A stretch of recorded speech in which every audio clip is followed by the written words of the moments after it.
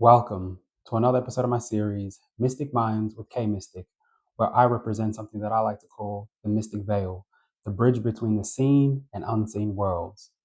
Today, this episode will be lucid dreams and lucid nightmares.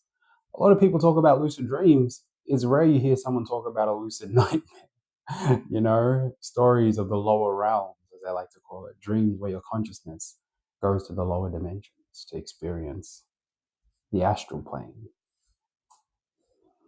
So, what is a lucid dream according to science?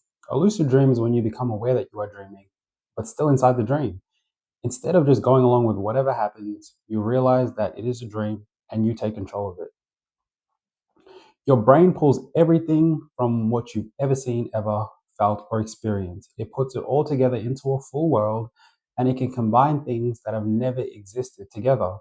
And it makes it seem completely real because to your brain, it is real. When you're awake, your prefrontal cortex acts as a logical filter, telling you what is real and what is not. During lucid dreams, that filter isn't there. This is why dreams can feel so vivid, strange, and emotionally intense. There is nothing stopping the brain from going anywhere it wants to go.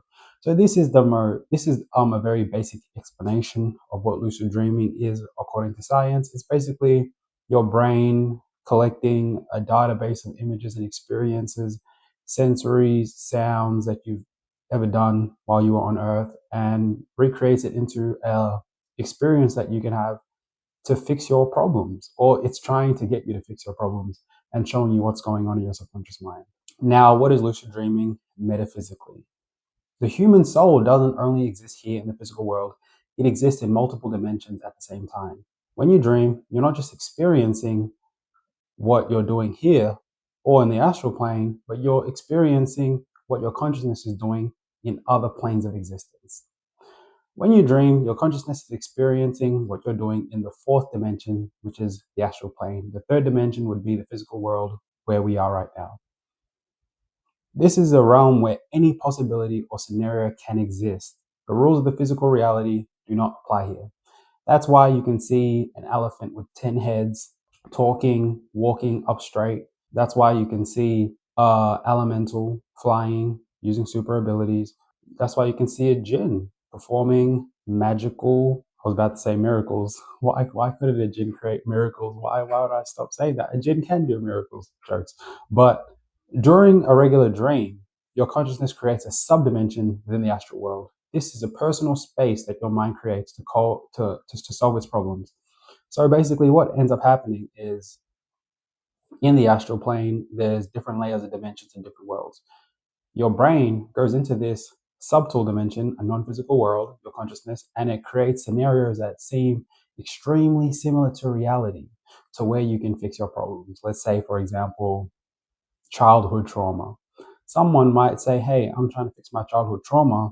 Their consciousness takes them into the house that they experienced this trauma in, and to help them solve this problem or to see areas that they need to focus on or think about before they go to a therapy session tomorrow.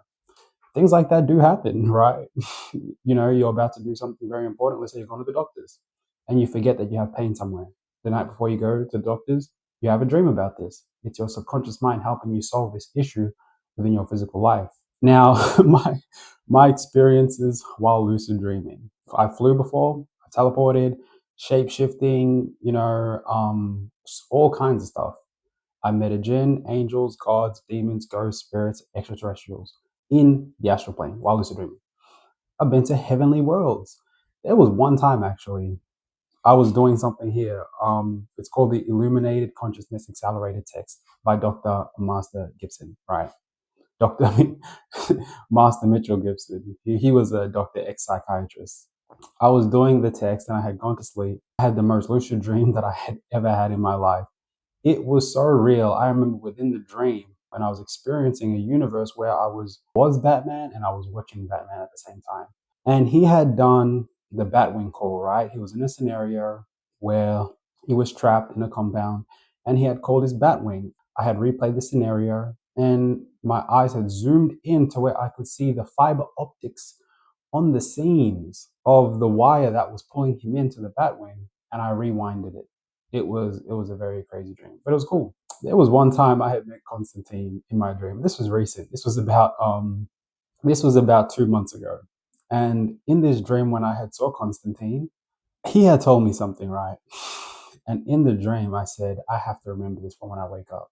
And when I was waking up, I realized I was taking notes within the dream. And I thought that I was going to go into my phone and I was taking notes, right? But no, I was actually taking notes in the dream, thinking that I was going to wake up and this was going to be in my phone somehow, but I was still in the dream. So that's how lucid some dreams can get, to where you're taking notes or dream journaling while you're still in the dream, thinking you're going to wake up. Actually, that wouldn't be a lucid dream technically, because lucid dream, you know you're dreaming. That was so real, I didn't know I was dreaming. That would have been a vivid dream. Now, my experiences while having lucid nightmares. Lucid nightmares can be considered your consciousness traveling to the lower realms of existence. This might be something some people may call hell. This may be, people call it the lower worlds or lower dimensions, whatever you want to call it. It's said to be cold, gloomy. You see a lot of demons, creatures, all the negative things in your consciousness, human beings' consciousness, other negative entities' consciousness operate here in the lower dimensions, in the lower realms. It's described to be very low vibrational and horrific. You don't want to be there at all. So I've definitely had a range of multiple lucid dreams. There was one time I was a chronic lucid nightmare dreamer, where I had lucid nightmares every other day, every other night, right? So yeah, this was definitely a time in my life where I had a lot of bad experiences in the dream realm. Thank God I'm out of that situation though. Now, how do you lucid dream? Writing down as much as you can and as much as you can remember is a great way to train your mind to remember your dreams. I also heard looking at your palms before you go to sleep is said to have helped this. Subliminal mind programming for lucid dream is available on YouTube. Now, this is one I don't think anyone wants to try, right? It says waking up after 5-6 hours of sleep, staying with your eyes closed and allowing your body to fall back asleep while keeping your mind conscious is a way to lucid dream. Now, yeah, that's a kind of an extreme one. I don't think anyone's going to really do that. Wake up and go back to sleep. You should just do the practice ones post sleep, right? So, dream journaling, looking at your palms before you go to sleep. Yeah, pre and post. I don't think you need to do one where you wake up in the middle of the night. But subliminals is definitely a good one. If you look at subliminals, if you watch subliminals, you can help yourself lucid dream. I've definitely done that before. Now, this is a free tool given by Dr. Mitchell Gibson that you can use to lucid dream. You should screenshot it, recite it every single night. But yeah, print it, laminate it. I print it, laminate it, put it under my pillow. Definitely works. I've used it. Conclusion.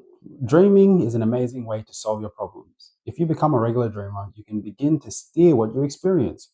Your dreams will show you unresolved trauma, subconscious blocks, signs, or messages that you need to apply to your daily life. Or you can simply have fun experiencing realities where you have super abilities, talk to different beings, test the limits of your consciousness, create and materialize objects in your dreams. Even though that takes a lot of mental strength to do while you're in your dreams, with practice, you can definitely do it and have a very fun experiences for sometimes hours on end within the dream realm.